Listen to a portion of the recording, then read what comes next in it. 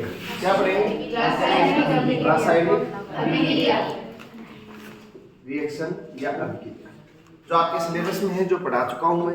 अभी अपन क्या कर रहे हैं, उसका रिवीजन। क्या कर रहे हैं? रिवीजन। तो सबसे पहली अभिक्रिया थी आपकी संयोजन अभिक्रिया। कौन सी? संयोजन। इसका दूसरा नाम था योगात्मक अभिक्रिया। तीसरा नाम था ऊष्माक्षेपीय अभिक्रिया। पहला नाम। दूसरी आपकी वियोजन अभिक्रिया है। कौन सी है? वियोजन अभिक्रिया। इसका दूसरा नाम अवघटन। तीसरा नाम ऊष्माशोषी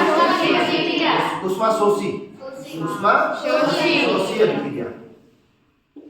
तीसरी आपके थी विस्थापन अभिक्रिया। कौन सी? विस्थापन अभिक्रिया। चौथी थी आपके द्विव विस्थापन अभिक्रिया रिएक्शन। पांचवी थी आपके रेडॉक्स अभिक्रिया। कौन सी? रेडॉक्स अभिक्रिया। इसी का दूसरा नाम है अपचयन अभिक्रिया। इसी का दूसरा नाम है ऑक्सीकरण अपचयन अभिक्रिया।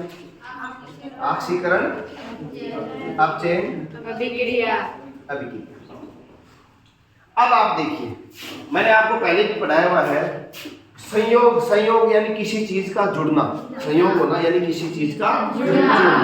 संयोग क्या होता है? किसी चीज का योग होना। किसी चीज का योग होना। वह रासायनिक अभिक्रिया जिसमें दो या दो से अधिक अभिकारक जुड़ करके, जैसे मान लो A+B, ये क्या है? अभिकारक। ये क्या है? अभिकारक। दो या दो से अधिक अभिकारक जुड़ करके एक ही उत्पाद बनाते हैं। उसे संयोजन अभिक्रिया कहते हैं। क्या कहते हैं? लेकिन उत्पाद के साथ इसमें क्या निकलती है? इसमें जोड़ने के लिए किसकी जरूरत पड़ती है? ऊष्मा बाहर निकलती है। जोड़ते हैं जब कोई चीज को, ऊष्मा बाहर निकलती है, ऊष्मा का क्षय होता है, ऊष्मा की कमी होती है। कमी होती है। तो इस अभिक्रिया को क्या बोलते हैं? संयोजन अभिक्रिया। इसके मैंने उदाहरण बताए थे आपको, C+O2 बराबर CO2।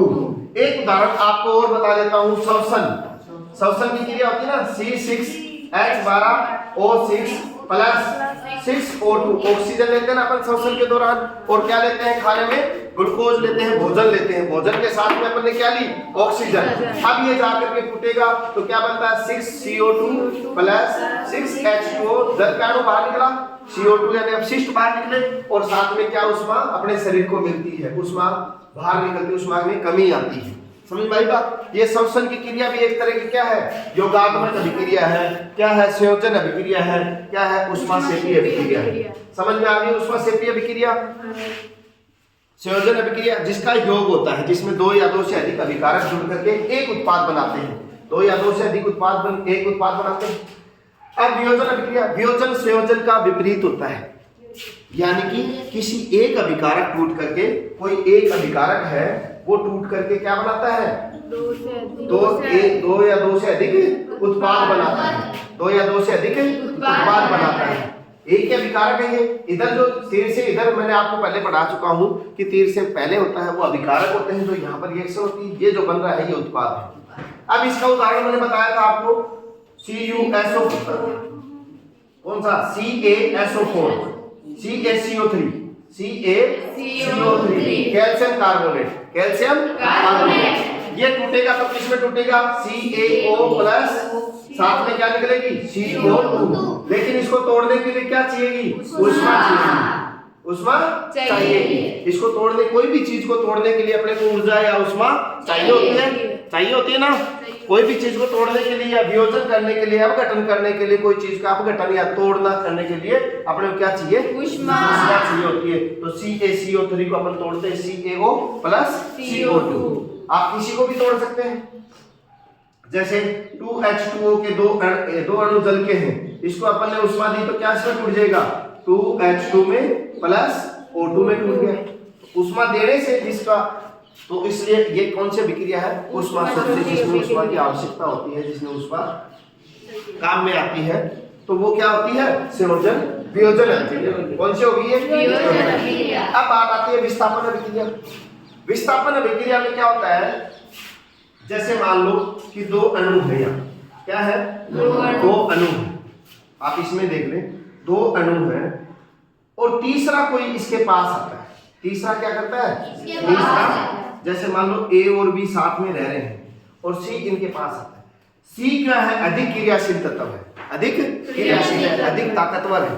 वो जैसे ये दो, एक प्लस में है एक माइनस है, तो ये क्या करेगा, इसके साथ जो कम क्रियाशील तत्व है उसको प्रतिस्थापित कर देता है और खुद इसके साथ जुड़ जाता है। यानी कि ये तो क्या है, अधिक क्रियाशील है यानी पॉजिटिव प्लस है, और ये कम क्रियाशील तत्वों को प्रतिस्थापित, यानी ये क्या हो गया, ए क्या हो गया इसमें, कम क्रियाशील।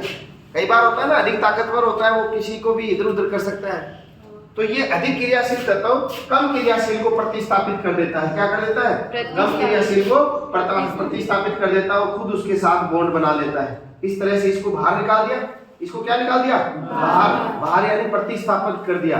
क्या कर दिया, प्रतिस्थापित कर दिया, यानी कि अधिक प्रतिस्थापित तत्व कम प्रतिस्थापित तत्व को उसमें से प्रतिस्थापित कर देता है, यानी बाहर निकाल देता है। अधिक क्रियाशील तत्व कम क्रियाशील तत्व को बाहर निकाल देता है, उसको क्या बोलते हैं, विस्थापन अभिक्रिया। कौन सी अभिक्रिया, विस्थापन अभिक्रिया। कौन सी अभिक्रिया, विस्थापन अभिक्रिया। जैसे इसका उदाहरण देखिए आप, इसको मिटा दूं मैं, इसका उदाहरण दिखा देता हूं मैं डायरेक्ट। विस्थापन अभिक्रिया का CuSO4 प्लस Fe प्लस, याद कैसे रखोगे, लोहा तो सबसे ज्यादा ताकतवर होता है, होता नहीं होता, लोहा होता है ना सबसे ज्यादा ताकतवर, तो लोहा है, इसके साथ जो जुड़ा हुआ है कॉपर, इसको क्या कर देगा, प्रतिस्थापित कर देगा। तो Fe के साथ किसका कौन जुड़ा है, FeSO4 प्लस कॉपर बाहर निकल गया। ऐसा ही देखिए आप CuSO4 प्लस जिंक। अब तो जिंक तो उससे भी ज्यादा ताकतवर होता है, क्योंकि कई बार अपने पिछले पढ़ा था उसमें संसारण में कि अपन लोहे को जंग से बचाने के लिए उसके ऊपर जिंक की परत चढ़ा दी जाती है, जिंक का लेप किया जाता है, उसको यशद लेपन कहते हैं, पढ़ा था ना। तो यशद लेपन की क्रिया किसके द्वारा हो रही है, जिंक की परत चढ़ा के लोहे के ऊपर। तो जिंक भी ताकतवर है, जिंक भी अधिक क्रियाशील है, तो जिंक भी क्या करेगा, इसको बाहर निकाल देगा। तो जिंक किसके साथ जुड़ जाएगा, ZnSO4 प्लस Cu। तो ये दोनों अभिक्रिया किसकी होगी, विस्थापन अभिक्रिया, यानी अधिक क्रियाशील तत्व कम क्रियाशील तत्व को प्रतिस्थापित कर देता है, इसलिए इसको क्या बोलते हैं, विस्थापन अभिक्रिया। अब देखिए द्विविस्थापन अभिक्रिया।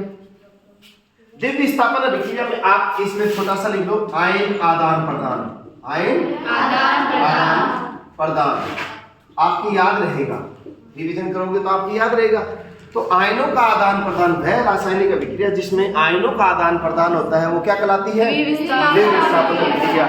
या वह रासायनिक जिसमें विस्थापन अभिक्रिया दो बार होती है, तो उसको भी क्या कहते हैं, इसको एक नाम जोड़ याद सकते हो, आपके जो आटा साटा परता चलती है उससे भी आप इसको जोड़ सकते हो, आटा साटा परता, यानी कि उसके पास जो नेगेटिव चार्ज है वो ये ले लेंगे और इसके पास जो नेगेटिव चार्ज है वो उधर वाला ले लेगा। आप देखिए एक बार, जैसे अपन ने कल उसमें पढ़ाया था Na2SO4 BaCl2, मैंने आपको पहले भी याद करवाया था, Na2SO4 BaCl2 क्या है, यानी कि ये मान लो कि बप्पा पोलिंग, तो नानी सोइंग, तो बप्पा से Ba, पोलिंग से Cl, और नानी से NaSO, तो Na2SO4 BaCl2। इनको आपको याद थोड़ा सा याद, क्योंकि 10वीं लेवल में कई बच्चे कमजोर भी हैं, तो इस हिसाब से आप थोड़ा सा इसको जोड़ लोगे। कई बार ये चीजें भूल जाते हो आप, ये प्लस का इसमें, ये माइनस का, ये प्लस का, ये माइनस का। अब क्या करेगा, इस वाला प्लस है वो इसके माइनस के साथ जुड़ेगा और इसका प्लस किसके साथ, इसके माइनस के साथ, तो जोड़ दीजिए आप, क्या बन गया, NaCl, Na भी दो है, ये भी दो है, तो क्या बन गया 2NaCl। दूसरा क्या बनेगा, BaSO4, यानी कि अपने आयनों का क्या हो गया, आदान प्रदान, अपने आयनों का क्या हो गया, आदान प्रदान। वो कौन सी अभिक्रिया होगी, द्विविस्थापन अभिक्रिया। ठीक है, इसके बाद में आती है रेडॉक्स अभिक्रिया। रेडॉक्स का नाम पढ़िए आप, ऑक्सीकरण का मतलब होता है ऑक्सीजन का जुड़ना, ऑक्सीजन का जुड़ना। अपचयन का अर्थ होता है हाइड्रोजन का जुड़ना, हाइड्रोजन का जुड़ना। अब इसका उल्टा भी होता है, दोनों आपस में एक दूसरे को, इसमें हाइड्रोजन जुड़ रहा है तो इसमें हाइड्रोजन का हटना भी क्या कहलाता है, ऑक्सीकरण। और अपचयन में ऑक्सीजन का हटना भी क्या कहलाता है, अपचयन। ऑक्सीकरण और अपचयन एक ही नाम है, उपचयन। उपचयन और ऑक्सीकरण क्या है, एक ही चीज है। यानी कि वह रासायनिक अभिक्रिया जिसमें ऑक्सीजन का योग होता है ऑक्सीकरण कहलाती है, जिसमें हाइड्रोजन का योग होता है अपचयन कहलाती है। तो इनका विपरीत भी है। अब इसमें आपको एक याद करने के लिए उदाहरण है, पहले क्या बताया था आपको उदाहरण, उसमें ऑक्सीकरण अपचयन का उदाहरण बताया था ना आपको, कौन सा लिखाया था, CuO plus H2, CuO plus H2, copper oxide plus H2। इनकी रिएक्शन अगर होती है, इनकी रिएक्शन होती है, देखिए अब ये H2 क्या करेगा, इसको यहां से उठाएगा, ठीक है। अब ये क्या बन जाएगा, H2, ये H2 इसके साथ जुड़ गया, इसका ये माइनस ये प्लस में है, तो ये किसके साथ जुड़ गया, इसके साथ, क्या बन गया मेरे पास H2, और बाहर क्या आ गया, Cu, बाहर क्या आ गया Cu। अब मेरे को ये बताइए कि ऐसा कौन सा उत्पाद है जिसमें ऑक्सीजन जुड़ रहा है, ऑक्सीजन किस में जुड़ रहा है, H2 में जुड़ रहा है। ऑक्सीजन किसके साथ जुड़ रहा है, तो ये हाइड्रोजन से क्या बन गया, जल का अणु बन गया। क्या बन गया, जल का अणु। क्यों बन गया, क्योंकि ऑक्सीजन जुड़ा है, ऑक्सीजन जुड़ा है, इसका मतलब ये क्या हुआ, ऑक्सीकरण। क्या हुआ, ऑक्सीकरण, ऑक्सीकरण। क्या बन गया ये, ऑक्सीकरण। अब ऑक्सीजन हट कहां से रहा है, यहां से हट रहा है। ऑक्सीजन देखो यहां से हट के ये अकेला बच गया Cu। पहले इसके पास CuO था, ऑक्सीजन जुड़ा हुआ था, अब इसके पास ऑक्सीजन नहीं जुड़ा हुआ है, तो ये क्या हो गया, इसका ऑक्सीजन का हटना क्या कहलाता है, अपचयन। क्या कहलाता है, अपचयन। तो वह रासायनिक अभिक्रिया जिसमें रेडॉक्स और अपचयन दोनों साथ साथ होते हैं उसे क्या कहते हैं, रेडॉक्स अभिक्रिया। क्या कहते हैं, रेडॉक्स अभिक्रिया। इस प्रकार से आप पहले पाठ की जितनी भी अभिक्रिया हैं उनका एक एक उदाहरण आप याद रख सकते हैं, इनका रिवीजन कर सकते हैं। ठीक है, ओके।